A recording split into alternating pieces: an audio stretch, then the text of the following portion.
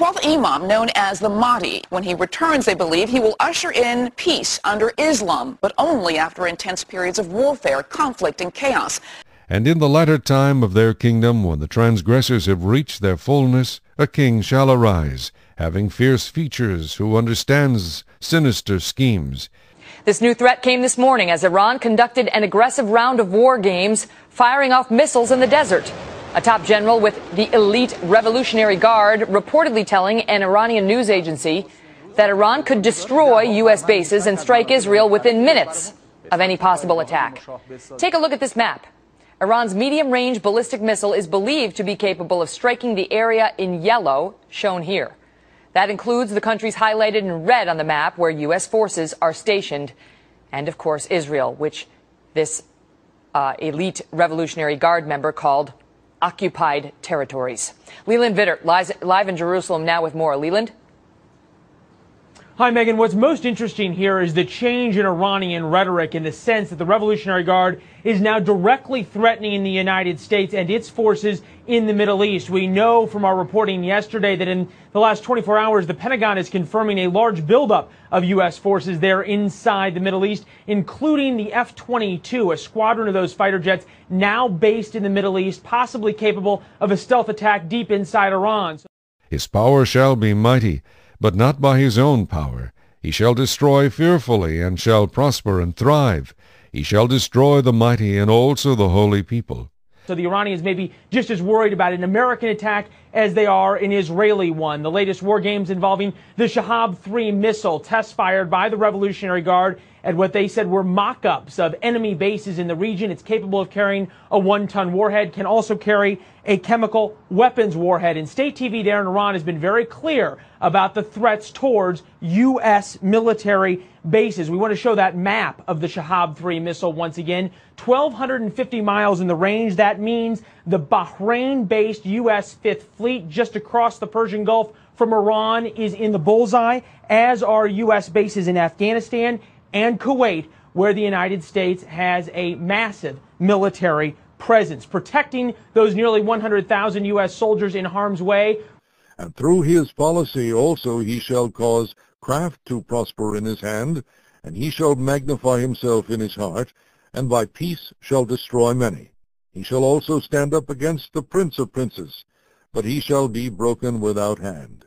Will be the Patriot missile. We remember seeing the Patriot missile video from Desert Storm. They have new upgraded Patriot missiles now based around the Middle East. Also, the Bahrainian Air Force has the Patriot guarding the U.S. Fifth Fleet there, as well as the Israelis who have the Patriot and also the Arrow missile interceptor, which, while a certainly capable missile interceptor, is not foolproof, and certainly some of the Shahab-3s, if fired at Israel, could land in cities like Tel Aviv and Jerusalem. The big takeaway, though, from these war games, Megan, is the direct threat made by Iran against the United States. This is a slight but important change in their rhetoric, which shows the Iranians are carefully watching the United States build up and gives the United States an excuse to bring in even more forces to the region, which they are doing ahead of October war games, which will be between the United States and Israel in a joint operation. Back to you, Megan. Leland Vittert, thank you.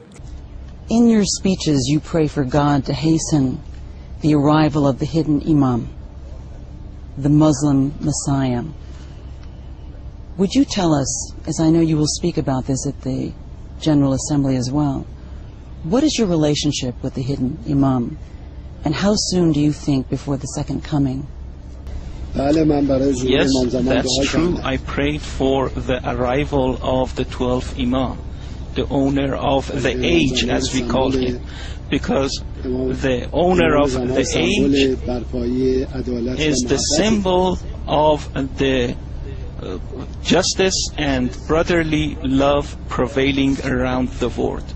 When the Imam arrives, all of these problems will be resolved.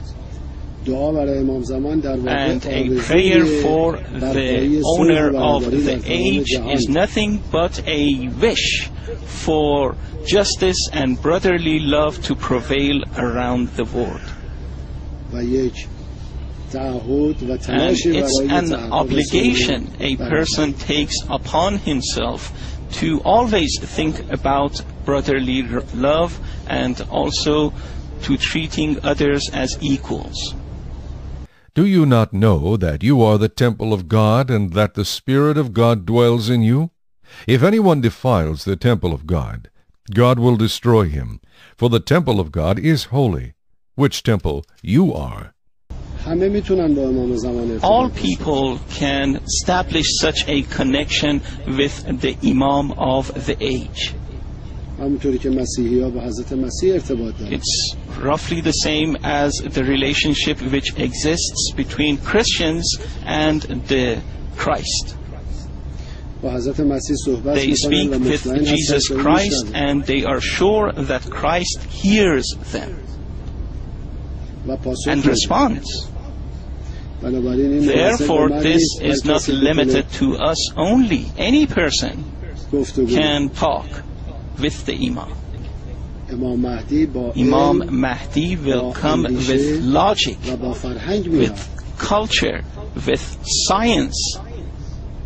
He will come so that there is no more war, no more enmity, hatred, no more conflict. For when they say peace and safety, then sudden destruction comes upon them, and they shall not escape.